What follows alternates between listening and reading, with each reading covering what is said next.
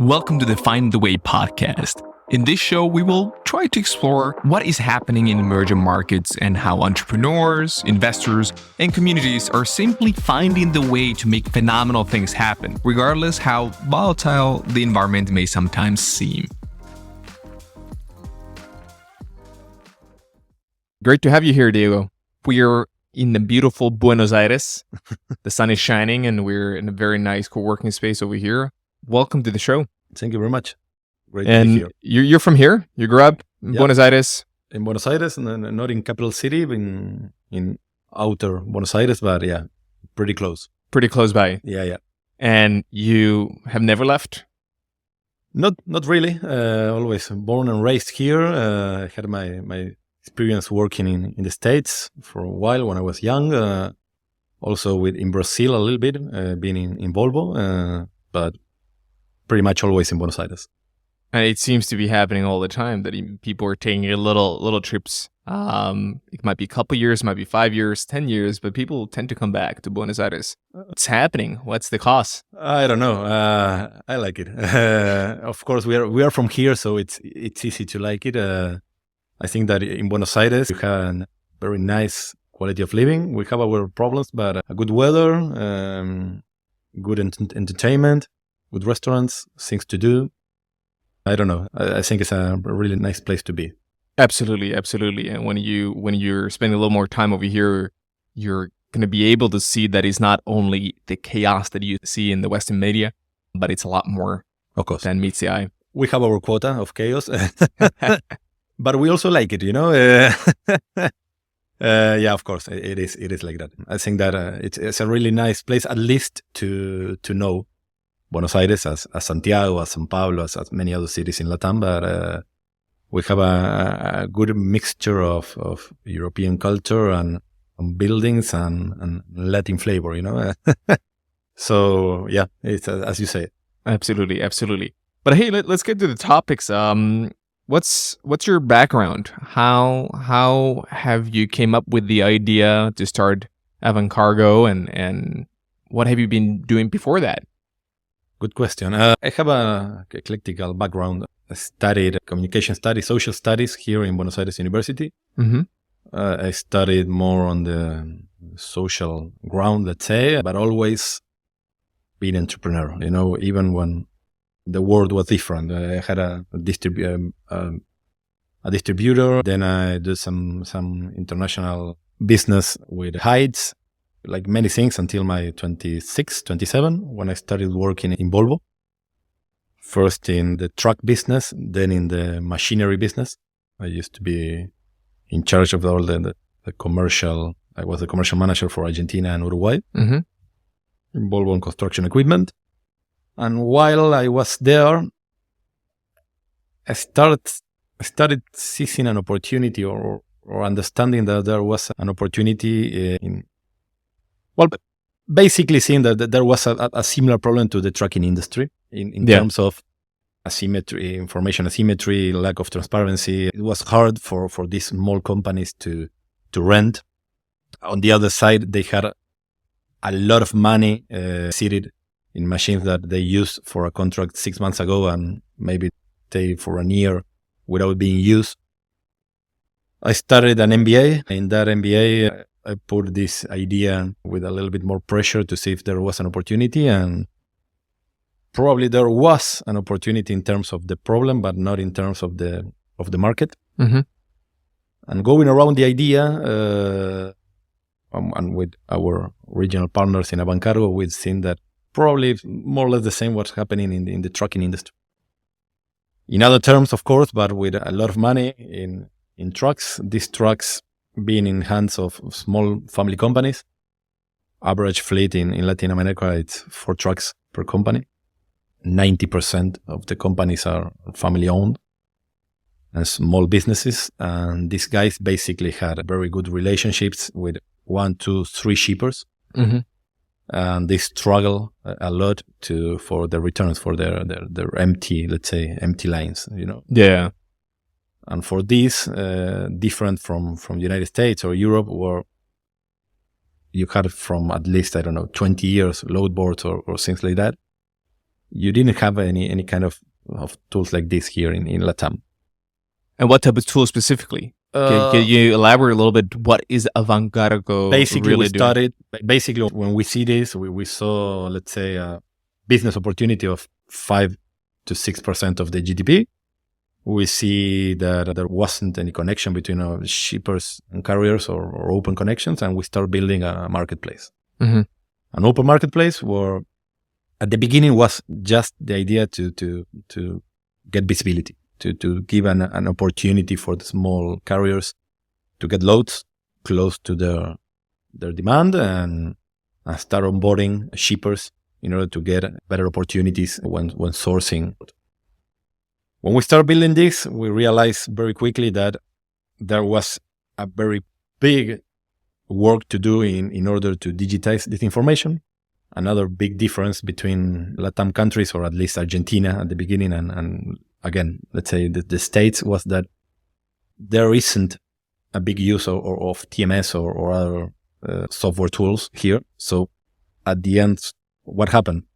We need to match offer and demand. We need to know where the demand is. We need to have that information on the platform, and we cannot get it from any API or web service. We need to build the tools for the inputs. Mm-hmm. So, and the other big issue we face was how to control. Another big thing here is that when you go to due diligence, when you need to get a truck and check basically the permits and paperwork, we don't have a common framework. We don't have a DOT or things like that where you can easily check if a truck is able to move some kind of good or to even to move between provinces in Argentina. So we started building. We have 22 right now, but basically we started building APIs with public sector in order to speed up this process, in order to give a more, basically speed to the process. So we needed to build a marketplace where to gather users, shippers and carriers. We needed to get some way or build a way for them to easily get their information onboarded if they need trips or where they were empty. And we needed to build also the best way possible to check, to do the due diligence of these trucks prior to a matching. Yeah. So this initial marketplace, that was our, let's say, naive idea that it was going to be easy and quick to build. It was easy and quick, but it wasn't enough to make a business. Next step, we start seeing us as a digital broker or 3PL digital broker, and start going deeper in these tools. Start building what we have today, basically that it is a marketplace. Over the marketplace, an on-demand service where Avancargo is a digital broker for big shippers connecting demand with small carriers, and also a digital offer, which basically is Avancargo SaaS, which is a platform on the cloud where both carriers and basically shippers and specifically small carriers can get a tool not only to get access to loads, but also to start digitizing all the administration. So basically what we are providing to them is a tool to connect to the market, but also to get visibility of the trips, to get administrative tools, for their fleet, for their providers, etc. Basically, we're building more like ecosystem where we bring the carrier to the table, not only by providing them trips or business opportunities, but also tools to have better companies, basically to So you're the go-to place for truckers within southern part of South America. We like to imagine that will be Avancargo in the next years. In the next coming years. Okay. Yeah. And then you were founded in 2018, right? And you almost went bankrupt along the way before COVID. Yep. really took off. Would you be able to share a little bit to the audience what was going on and how, first of all, how you were struggling and what happened after? Okay, yeah. Well, basically, we started the company in 2018. We did a quick MVP and we started racing. We did a seed round beginning of 2019. We've got $1 million to start funding and growing the business.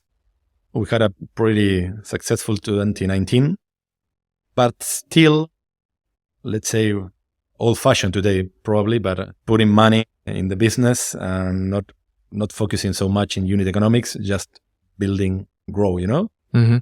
So it was a good year. We have a pretty good attraction, many users, big customers, but it's still burning a lot. Yeah. When 2020 started, and with one thing that it's important to mention, that part of that money was working capital. You know, we needed to somehow finance the gap between what we pay and what we collect. Beginning of 2020, we were planning to do a bridge.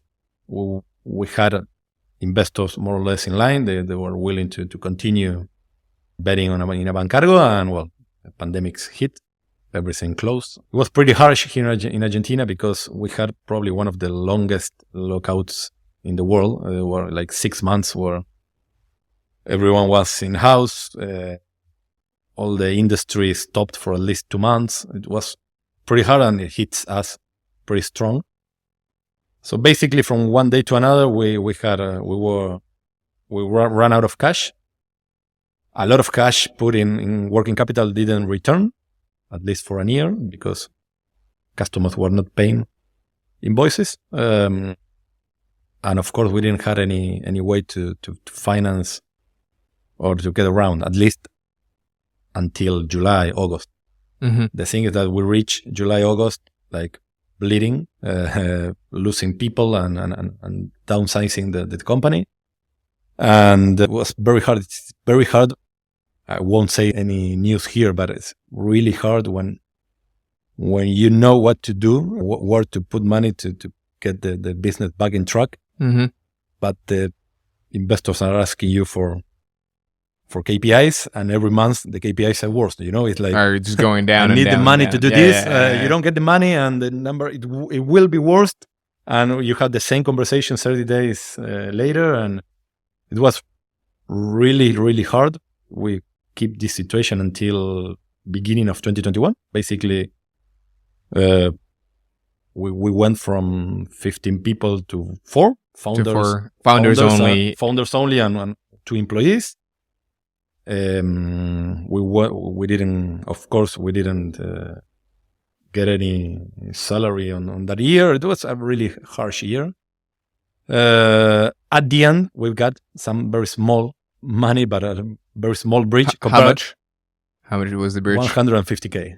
And that was enough to stay barely on top of the surface. That was the ignition, let's say. With that money, we brought to the company probably one of the best people we got in the team, Franco, our COO, our new COO at that moment, and ex-CH Robinson, ex-country manager in Argentina, that he took the risk. He saw the opportunity. He basically bought the idea, and we start building again. Now focusing, of course, in unit economics. For 2021, we were still a digital startup, and we still had the same idea. But for let's say for that year, we focus on trip by trip, making money in every step, and start building again.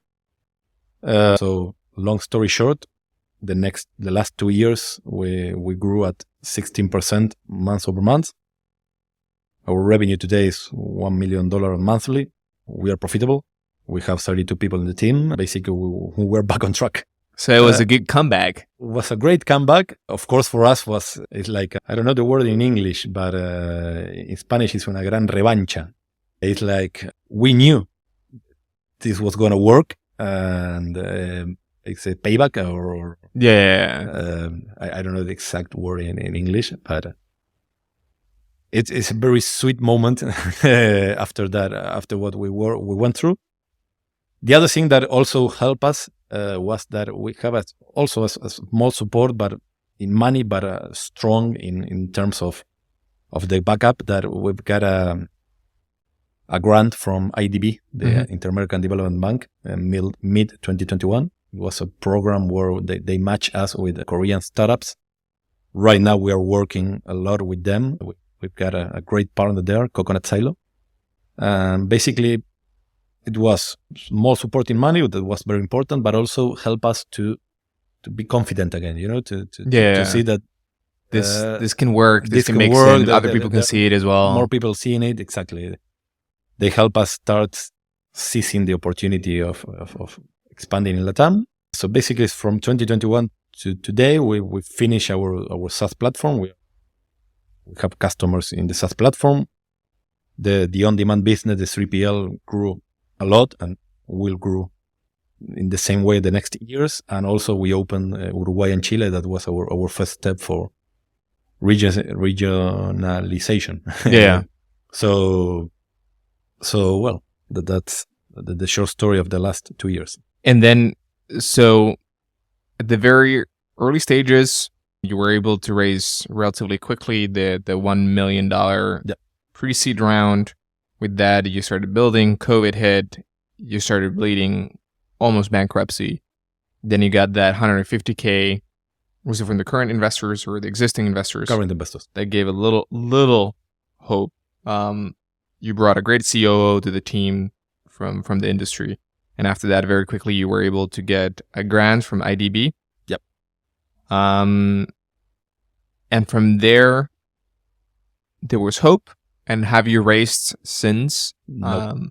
We basically, until we had red numbers until mid 2022, small, of course, that we can finance, but we were still like going up the stairs.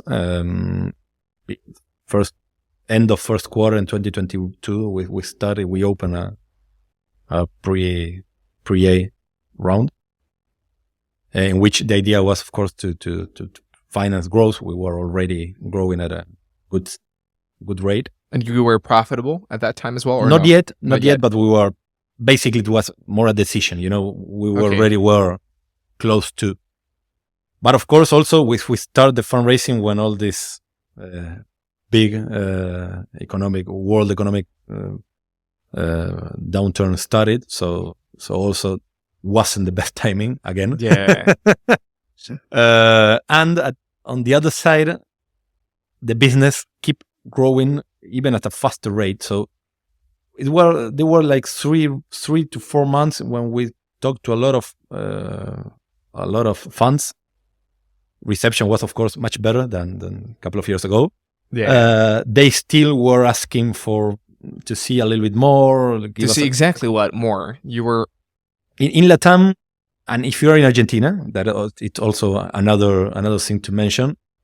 They ask you for much more than in any other part of the world, I believe. They want a great team. They want traction. But they also want to see, in our case, blue numbers, or at least to see that we can get them more quickly. I don't know. To be honest, we had a lot of these conversations. What happened, basically, I believe that there's still opportunity with many of these funds. We opened the doors, but at some point they start discussing the valuation. We already hit blue numbers, and we were more comfortable with what we were doing, and we decided to stop the funding round to finish the year and to start again this year with a Series A. The plan went great because well, you're making 1 million in monthly recurring revenue and are profitable. Yeah, exactly. So the teams keep on building, keep on growing, and the business keep on growing. So it was a good decision. And right now we will start again. Of course, we need to raise money. We want to raise money to go faster in the region and also in the SaaS platform. But the good thing is that today we don't need it to survive or to grow. So the only thing we are sure is that we are going to take let's say, we say in Spanish, paso firme, step by step. The only thing we are sure right now is that we want to keep this kind of freedom we have today, that is not needing to raise money to survive, so we won't do anything crazy until we get the money. And if we don't get the money in short, we'll be back end of the year again and so on. And how much are you looking to raise at this point? We're finishing our analysis, but between 3 to 5 million. And the plan with that funds would be to internationalize further? We will open Paraguay and Brazil for the cross-border business, the on-demand cross-border. On-demand cross-border, what does that mean? Basically, is this the same business, the same digital broker, but for international transport. Okay. We are doing that right now from between Argentina, Chile, and Uruguay. Of course, we want to target Brazil, which is the biggest market here in Latin America.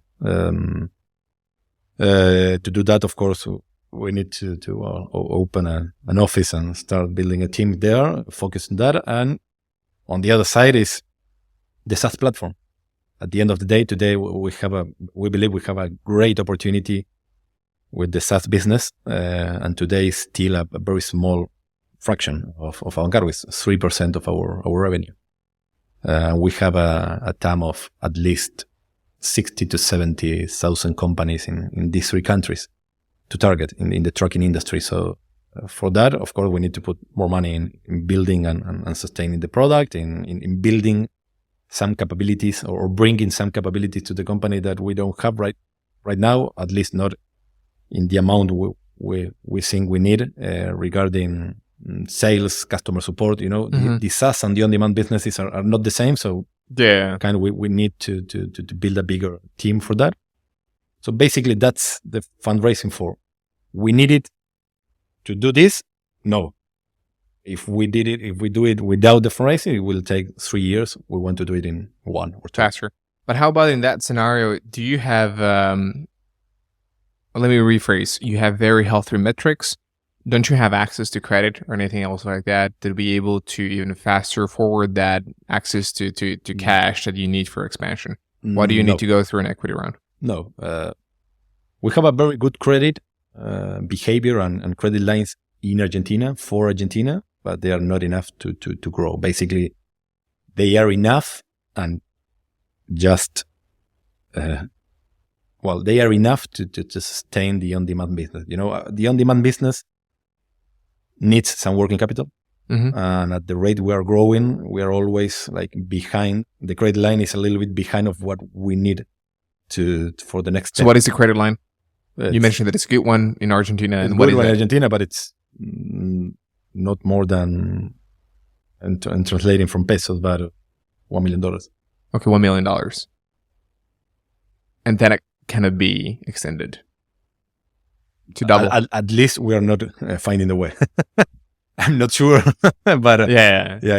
It sounds like not much. It's 1 month of revenue. Yeah. At the end, we have I don't want to be technical here, but we have 1 million line, but it's not. We cannot dispose of the total amount of the line because it's like a little bit goes for credit card. Another bit is you can use it freely. Another bit is if you have collaterals. It's at the end of the day, what we can really use from that line is around, let's say, 300K, 400K.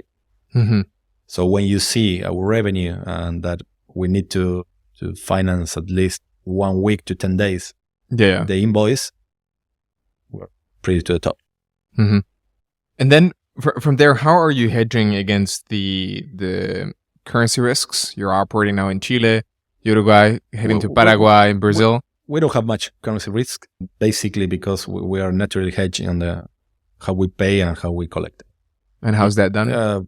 We work in dollars for cross-border and in pesos, the domestic freight. At the end of the day, we even have some opportunity, if you want, because some of the trips that we collect in dollars, we pay in pesos. But we even we try not to have we try to get a natural hedge on every operation, and basically is keeping the same currency. And that is a norm in all the neighboring countries. Yeah, at least from our experience, yes. Yeah, it's still Avancargo is still 80% business, domestic business in Argentina. Still 80% is here. So, as mentioned some minutes ago, Argentina is, let's say, risky if you see it from outside. If you're here, it's the natural environment. Absolutely. And then regarding your capability to attract talent, how is it that supply chain traditionally has not been that sexy as an industry? Trucking, you're going deeply into the operational world. How is it? It's been, I don't want to say easy because it's not easy, but it wasn't hard. Good for you if it has been. Yeah. It wasn't hard to get the people we wanted on board, even let's say the C-levels or whatever. And I think that because of what you say, but if you see it other way around, this is an industry, a very old-fashioned industry. Mm-hmm. There are a lot of talented people working there, but that when they see or at least listen our proposal or what we're building, they really like the idea of working in the industry. They know that they develop all their life, but building something new, something radical, or I don't know if radical is the word. We're not building like rocket science here, but yeah, we are building another way of seeing how the industry works, or at least to trying to build the next step for the industry. So in that way, when we can create this idea well, people get on board easily. Absolutely. And then you mentioned there about building up the next steps. What are the steps for supply chain? In our case, in South America, I believe that it's as simple as building tools for both end of the chain, or shippers and carriers, connecting the same ecosystem. To build digital tools for them to work better, but also to get visibility between each other. This is something, again, that probably you can see in a load board in the States in the 90s, but that you don't have here in South America. So our first big goal is we already built the marketplace. We already have traction there. We already have like over 30,000 trucking companies onboarded there. The next step for us, which is the SaaS proposal, is for these 30,000 trucking companies and those coming to also work, their everyday administration in Avancargo. Why? Because this will be the seamless, the best way for them to give information to the platform, not suffering to provide this information, and also working in a better way that they are doing right now. So getting rid of paper, Excel, getting rid of paper, automating processes like due diligence, automating processes like tracking or invoicing, or even getting cash advances. Yeah. There are many things you can work on. I know. Having some difficulty in order to work with it. So for us, next step will be that. Of course, we're working on the other side by connecting Avancargo with the ERPs like SAP, Oracle, or whatever in the market. We also notice and know that won't be easy to change the way companies like Cargill or BAF or Syngenta work. We need to build the bridges to those tools. We're also working on that. But for us, the key thing is how we digitize, how we bring the 40, 50,000 trucking companies, small trucking companies of Argentina to the marketplace. We need them to be there. And the only way to do that is to providing them freemium tools to do a better job every day and in the next step, connect to the market. And how's the adoption from the truckers? So far, very well. We finished our beta period this December. We already have 10 big shippers, around 40 carriers. And we are launching strongly now in next month. So I will tell you in 60 days. We believe we have a very powerful tool. Absolutely. Absolutely. And then what are, in your point of view, some of the other big challenges in the world of supply chain in South America? Everybody's talking about supply chain crisis all around the world, and people are freaking out. Well, what to do? What is happening in this part of the world?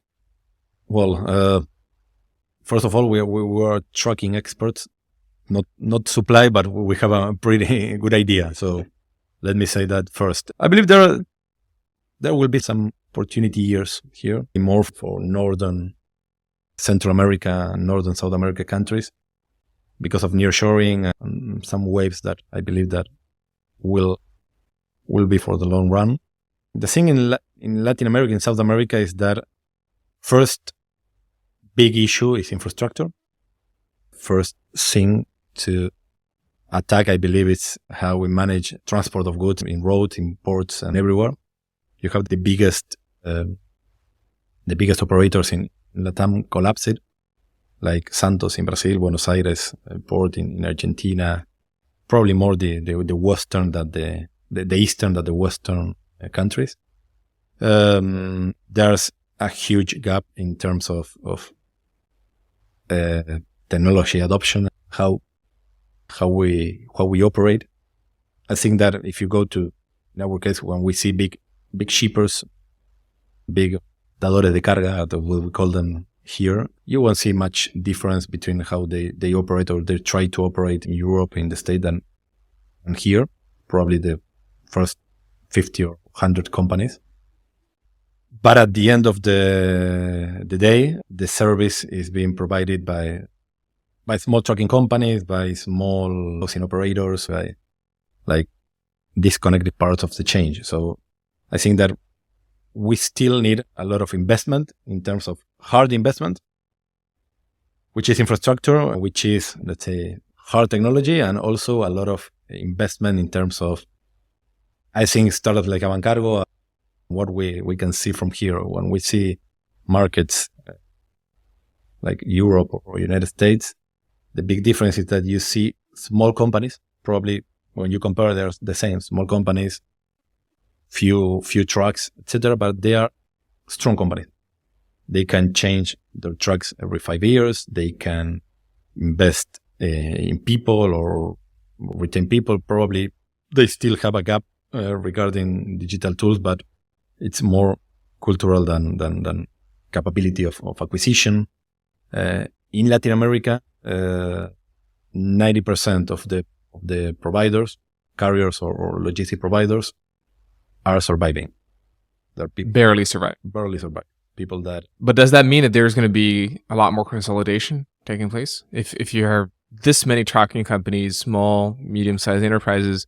I don't think so. I don't see it, because here the best business model for big carriers is to contract, not to buy. It's easier to subcontract than to buy.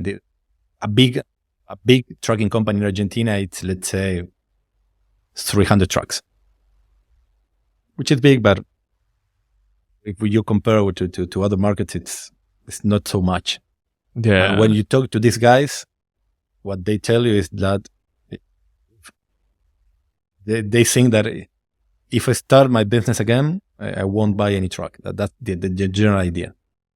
So they're going to just outsource that. Yeah, you have an industry that is probably not paying enough. You have many constraints in terms of you don't have easy access to the credit. What, as mentioned recently, imagine a small trucking company with 2-3 trucks. If they want to change to buy a new truck, they just have to go cash or some checks. That's it. Pretty impossible. So the truckers cannot finance a new truck by loans. It doesn't exist. No. Of course, there are some tools, but we have to go into Argentine economics. But today, interest rate 100%, credit line 1 year, 2 years at the most. You have some difficulties in getting the terminals, Volvo, Scania, Mercedes, Iveco. They can't import as much as they want, so there are not enough offer in the market. You have like many struggles, going out of Argentina, in Latin America, when you analyze this 80%, 85% of the market, they are not well capitalized. They survive. They live okay. At the end of the day, they can change some of the trucks. They cannot change other trucks, so their fleet start getting older, and so there is a huge ticking bomb waiting when this fleet is going to deteriorate and they cannot replace them. So there is a big risk factor coming. Argentina fleet average is one of the newest in Latin America, but it's like the average age is around 15 years, if I'm not wrong. Yeah. So, basically, I believe that we still need to focus a lot in Latin America in the small operators. I think that there is an opportunity to improve all the chain here. And there's a lot of work to be done. I can see that your statements today are basically an open invitation for entrepreneurs to come and innovate. Yeah. Because there's a lot of work to be done for the rest of your lifetime. Yeah. The work is not going to stop. And this is an industry that is very fragmented. If you have 1 or 2% of the market share, you are got here. We are not scared about competition at all. We need more people willing to do things in the trucking industry. Absolutely. Absolutely. Hey, Diego, thanks a lot for sharing some of your thoughts and your journey. It's been a humongous roller coaster, if put mildly. You've been going through a lot of different stages of a company in a very, very short amount of time. Finally, it seems that there is a lot of light at the end of the tunnel. You've been able to make it into a place where you have some opportunity to breathe. You're free to operate in a way that the money is actually coming in from customers. You have enough to sustain yourself and you can grow. And now you're looking into a new financing round. Yep, exactly. So hopefully this will be the year for that. Sounds great. And I'm going to be optimistic on that prediction. Thanks a lot, Diego, for joining today. Thank you very much.